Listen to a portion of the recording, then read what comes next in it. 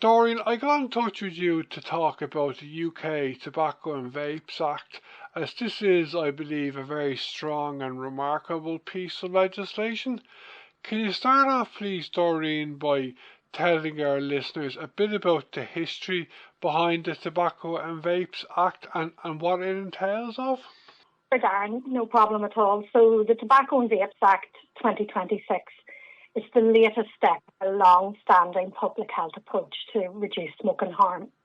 Over the past few decades, we've introduced measures like smoke-free laws, advertising bans and standardised packaging, all of which have helped bring smoking rates down. But this Act builds on that progress, focusing much more strongly on prevention.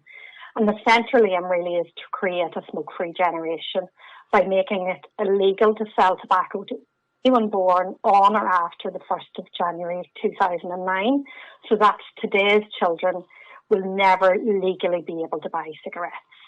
The bill does is it also introduces stronger regulation of vaping and nicotine products, particularly to reduce their appeal to our young people, alongside tighter controls on retailers and enhanced enforcement powers. So really overall, the legislation is about shifting from treating tobacco-related illnesses to preventing it in the first place, thus protecting future generations from addiction and the very real harms tobacco causes. Just as regards cigarettes first, I imagine yourselves think this is an excellent piece of legislation, do you? Yes, we do indeed, and I both working in health improvement as a parent of children who were born after January 2009. I'm delighted with it, both personally and professionally. But from really, from the Public Health Northern Ireland, we absolutely support the Tobacco and Vapes Act, and we see it as a very important and positive step for public health.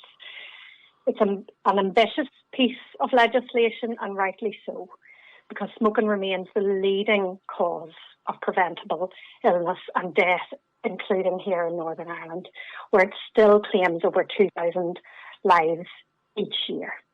What's particularly strong about this Act is that it focuses again on prevention and stopping young people from ever starting smoking in the first place, rather than just relying on people quitting later in life. So yes, we do see it as a very significant and welcome development, but we would also emphasise that legislation needs to go hand in hand with strong enforcement and continued support for people who want to stop. Okay, Doreen, what would you say to the devil's advocate argument some people are saying about if when this legislation comes in, it would be hard to enforce, and other possible effects of it, like a possible growth of the illegal market in cigarettes? So, Darren, it's absolutely right to raise questions about enforcement and illicit trade. But we have to remember that neither of these issues are new, and both are already being actively addressed. On enforcement, we already have well-established systems in place, including age of sales laws and retailer regulation.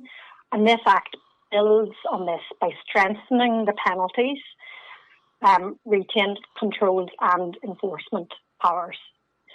In terms of illicit tobacco, it is a long-standing issue and it predates this legislation. Tackling it is a shared responsibility across a number of agencies, including HMRC, trading standards and councils. But from a public health perspective, it's important not to lose sight of the bigger picture, and that's that smoking remains the leading cause of preventable death. We can and must tackle illicit trade while also taking action to protect future generations from harm.